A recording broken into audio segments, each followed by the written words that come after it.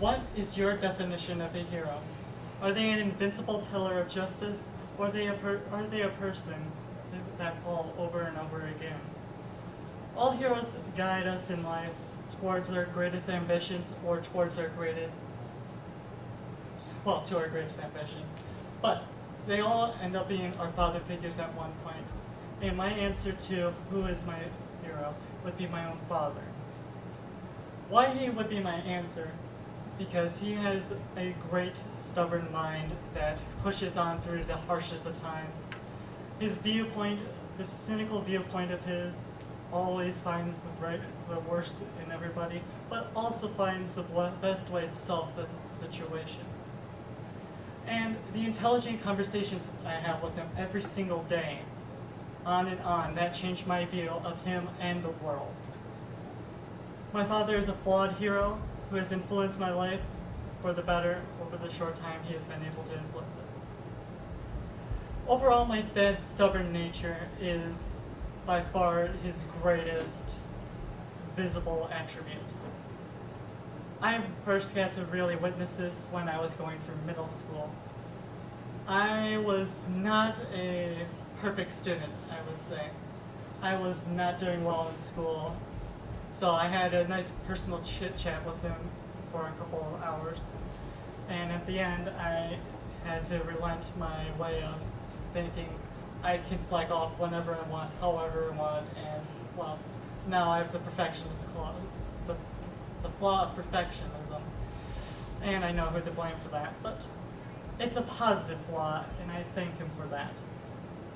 But the positive of it as well, he's pushed through the trauma of going through a divorce, like my stepsister Ashley's grandmother, Janice Boyer. He was fighting for custody over my sister Ashley, and overall he had to go through multiple case proceedings every single year in order to maintain his position because Janice wouldn't let go of her position. It just pushed his temper and has pushed his cynical viewpoint overall in life. Now, overall, his cynical view is quite understandable. He tries to prepare for the worst and see what can go wrong. That way he can prepare for the worst. For example, a recent repair job at my falling apart trailer, our bathtub was starting to go underneath the actual trailer. So he actually bought about $100 of supplies to guarantee that it would not fall down. That way, nobody got severely injured or went to the hospital like usual in our family.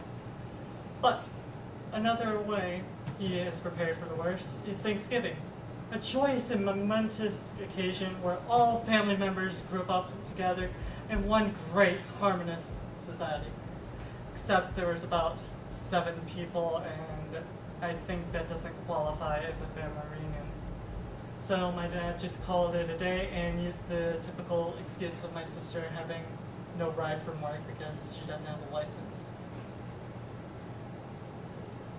Of course, there's a certain learning curve with how you pick up there's a certain learning curve with him.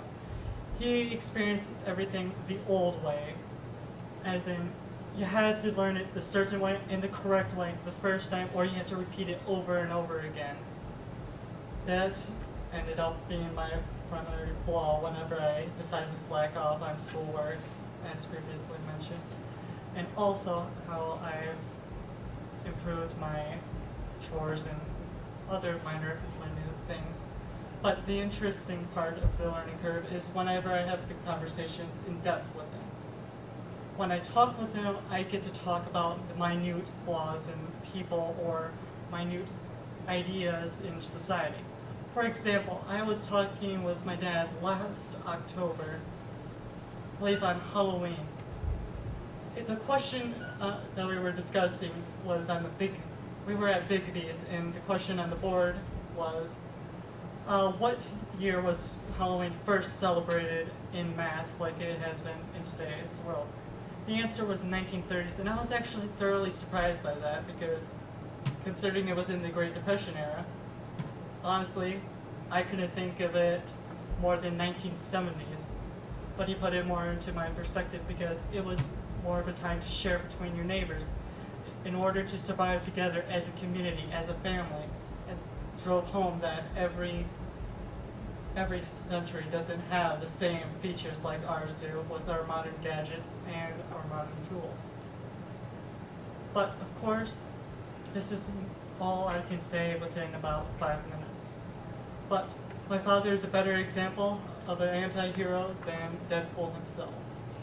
With his strong and resilient, willful mind, a prepared mindset for the worst in every situation, and the complex conversations that determine how I view my world and how I should see it. And you remember how I started this entire speech? What is your definition of a hero? Well, my dad is mine, for he has always been my person that has inspired me.